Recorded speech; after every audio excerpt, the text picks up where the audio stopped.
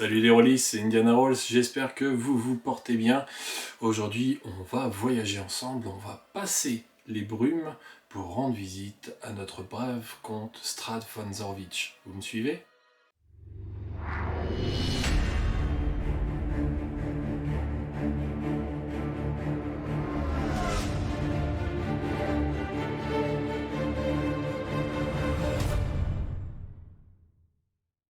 Alors aujourd'hui, on va partir sur un type de vidéo un petit peu différent de ce que je fais d'habitude. En effet, on va parler de l'histoire de la création de ce jeu de rôle. Et vous l'aurez compris avec cette introduction, on va parler de Ravenloft. Ravenloft est né aux environs de 1978. En effet, il est issu de la frustration d'un joueur après avoir fait une partie de Donjons et Dragons. En parcourant ce donjon, il est tombé dans une salle et est tombé sur un vampire. Qu'est-ce qu'il faisait là? C'est là la question que s'est posée Tracy Hickman. Lorsqu'il est rentré chez lui, il en a fait part à sa femme, Laura Hickman, et ils ont tous les deux décidé de partir du postulat que pour ce genre de créature, il fallait créer un écosystème et qu'il y ait une cohérence à sa présence dans un donjon. Et c'est de là qu'ils ont créé le fameux vampire Strad von Zarovich.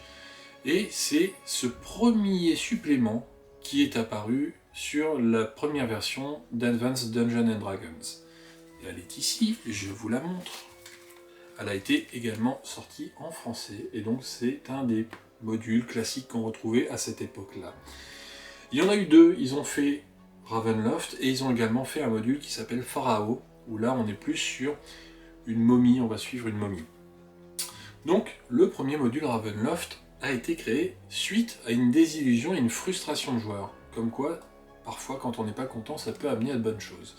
On va regarder ensemble très rapidement ce qu'il y a eu dans ce premier fascicule, voir ce qu'il en est, et on verra après voir comment s'est développé cet univers qu'est Ravenloft au fil des éditions de Donjons et Dragons. A tout de suite. Donc le module I6 de Ravenloft de Laura et Tracy Hickman. Donc il faut savoir avant que ce soit publié chez TSR, Laura et Tracy Hickman ont fait jouer cette aventure à de nombreux Halloween, et il a tout de suite attiré l'œil de TSR pour en faire un supplément de scénario. Un scénario d'aventure officiel, qui est le module I6 de Ravenloft. Alors qu'est-ce qu'on a dans ce petit module? Alors, première chose, quand on l'ouvre, vous allez avoir une magnifique description des enceintes du château de Ravenloft, avec les différents étages et les différents plans. Vous avez déjà donc un plan détaillé, mais vous avez également une carte de la région où les joueurs vont pouvoir évoluer. Donc on retrouve le village de Barovia et le château de Strad von Zarovich. Et à l'intérieur, vous avez également encore la cour du comte. Donc, l'histoire, je ne vais pas aller dans les détails, vous la connaissez certainement.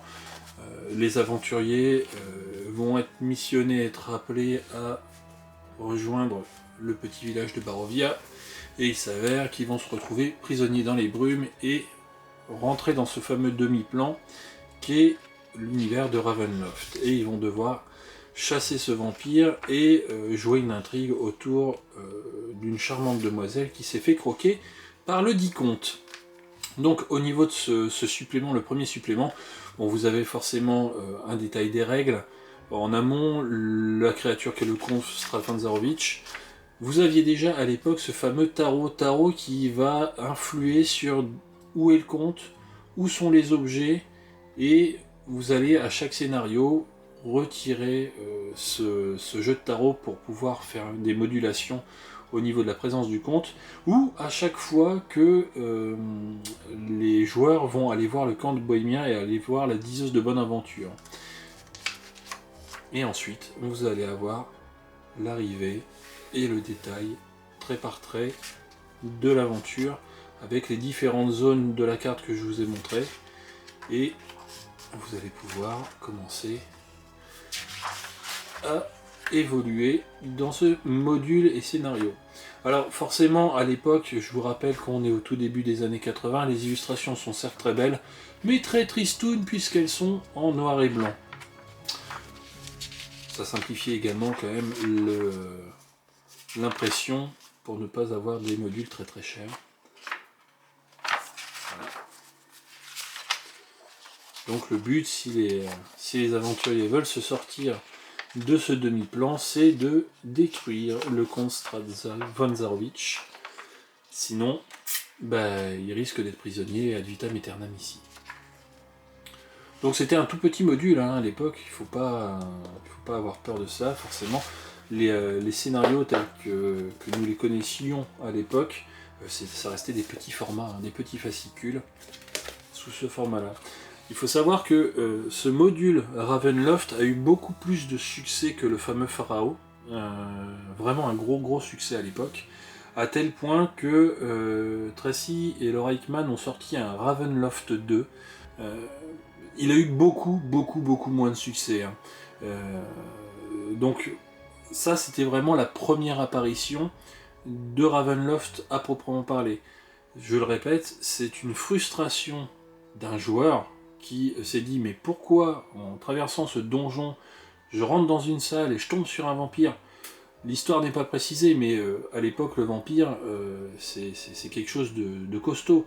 Je pense que Tracy Hickman s'est fait poutrer par ce vampire, et c'est cette frustration qui a dit « Stop, on ne peut pas mettre n'importe quoi dans un donjon, il faut vraiment repartir sur des bases et réfléchir à l'écologie des monstres. » Et ils ont forcément potassé, ils sont repartis sur les romans de Bram Stoker et bien d'autres, également toute l'iconographie, on va dire, de l'horreur gothique, telle que Mary Shelley a pu le faire également, et ils sont partis de cette création de cet univers de Ravenloft, qui est vraiment un univers gothique, et ça change énormément, et c'est ce qui a plu à l'époque, c'est que cet univers reste sombre et gothique, et on est totalement en adéquation avec l'heroic fantasy de Donjons et Dragons, le classique, et là, il y a vraiment une histoire, un écosystème, des interventions intelligentes de Strahd von Zarovich, parce que c'est précisé également dans le manuel, que c'est un génie,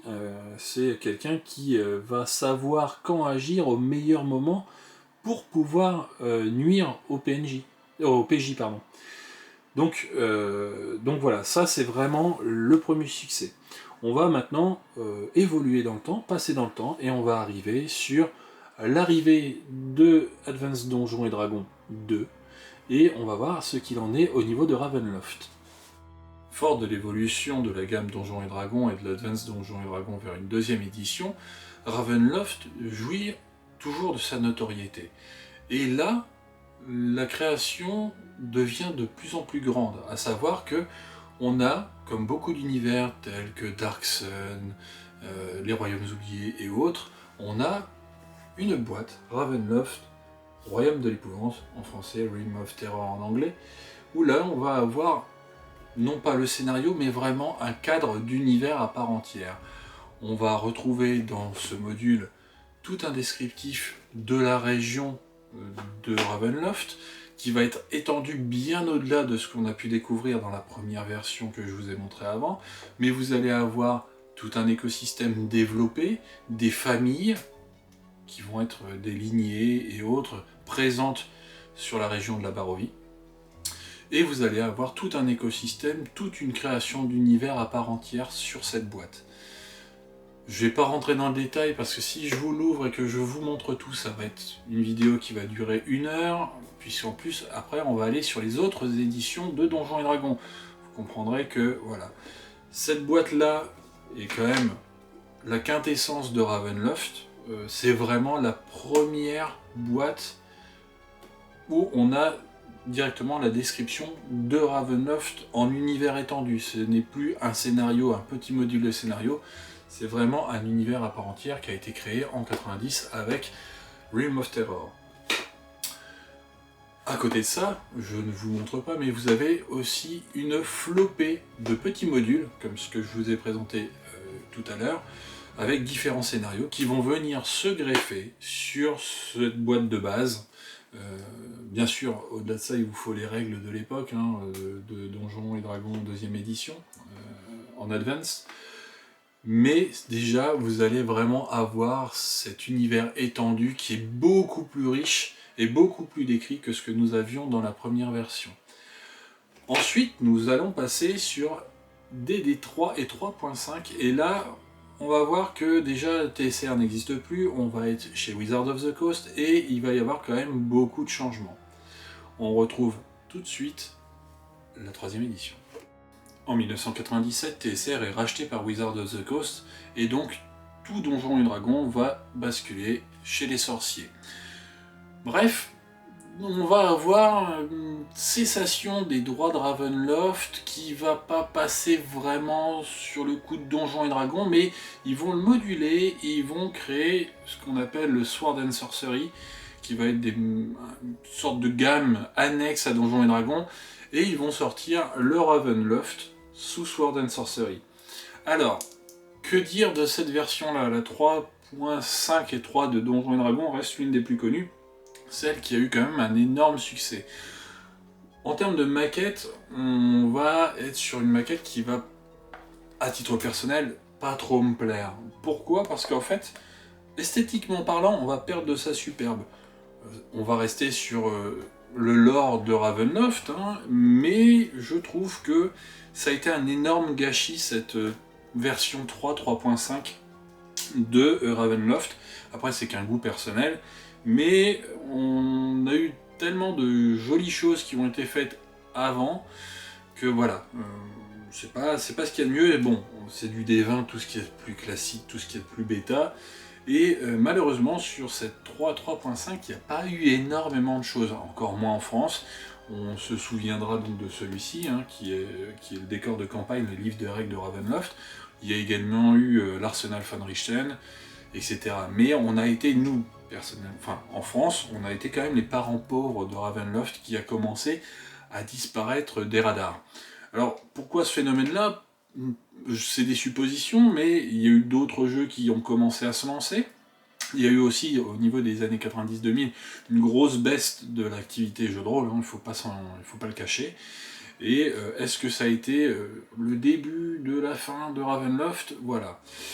En ce qui concerne la 4e édition de Donjons et Dragons, là, ça devient un petit peu plus problématique. Et je vous explique ça tout de suite. En 2007, Wizards of the Coast annonce une nouvelle version de Donjons et Dragons qui sera la 4e version. 4e qui a été très boudée. Pourquoi? Parce que cette version est plus un MMORPG retransfiguré sur du papier. Vous comprendrez que ça n'a pas forcément plu au milieu rôliste pur. En ce qui concerne Ravenloft, là, ça a été vraiment le parent pauvre. Et on retrouve une allusion au demi-plan qu'est Ravenloft dans le manuel des plans. Par contre, rien. La seule chose qui est sortie concernant Ravenloft à cette époque-là, c'est un jeu de plateau, qui apparaît ici. Alors, quoi qu'il en soit, ça reste un petit jeu de plateau sympa, c'est un dungeon crawler, tout ce qui est de plus basique. Mais là, on voit que depuis l'Advance Donjons et Dragons 2e version, ça chute grandement Ravenloft. On commence à se dire, est-ce que Ravenloft va disparaître? On a eu également cette question pour Dragonlance, voilà. Vient maintenant la 5e édition de Donjons et Dragons, et là, au miracle, cette 5e édition est une pure pépite. Pourquoi? Parce que tout le modèle graphique a été changé, on est sur des règles assouplies, on n'est plus sur la lourdeur qu'on a pu connaître avec un Donjons et Dragons 3.5, le lore qui était apparu sur on va dire sur la 4e édition disparaît, et là on arrive sur une nouvelle mouture de Ravenloft. La malédiction de Strahd, donc Curse of Strahd, remet un décor de campagne Ravenloftien, avec forcément des illustrations qui sont maintenant une tuerie. Ça change de ce que je vous ai montré sur le Sword and Sorcery, avouez-le. On est sur de la maquette couleur, et on a forcément un énorme scénario concernant la malédiction de Strahd, avec... On retrouve en gros la demeure de Strahd qui était un vieux supplément, plus le supplément Ravenloft 1 que l'on avait vu à l'époque. Et vous aviez également une magnifique carte de la Barovie en couleur. Et on retrouve... Oh, c'est étonnant. Vous vous souvenez de cela? Et ouais, on les avait vus sur le premier module. Donc, la 5e édition a eu cette richesse de remettre au goût du jour le Ravenloft, et vous n'êtes pas sans savoir que des bruits de couloir sont en train de courir sur le fait qu'on va avoir vraiment du Ravenloft pur et dur dans les prochains modules de la 5e édition. Quoi qu'il en soit, pour finir cette vidéo, je ne saurais conseiller, pour ceux qui s'intéressent vraiment au lore Ravenloft et pas forcément à l'évolution du jeu en soi comme je vous l'ai présenté aujourd'hui, d'aller faire un tour sur la chaîne de l'ami Netérion, qui a une petite vidéo sur le lore en lui-même de Ravenloft. De plus, si vous aimez vraiment l'aspect lore, il vous fait un magnifique explicatif de ce qu'est Faerûn et les Royaumes Oubliés. Allez y jeter un œil, c'est du travail de grande qualité. Pour finir, j'espère que cette vidéo un petit peu atypique vous a plu. Surtout, n'hésitez pas à lâcher un commentaire, à vous abonner à la chaîne, à lâcher un petit pouce bleu et cliquer sur la cloche si ce n'est pas déjà fait. Quoi qu'il en soit, sur la gamme Ravenloft, forcément, les anciennes éditions sont beaucoup plus compliquées à avoir, mais il y a quand même la 5e édition. Je vous invite donc à aller faire un petit tour chez Philibert, je vous mets le lien dans la description. Vous trouverez forcément ce qu'il vous faut sur les règles de Donjon 5e édition, mais également vous trouverez très certainement le module La Malédiction de Strahd. Je vous invite à y faire un tour. Et je vous dis maintenant, à très bientôt YouTube.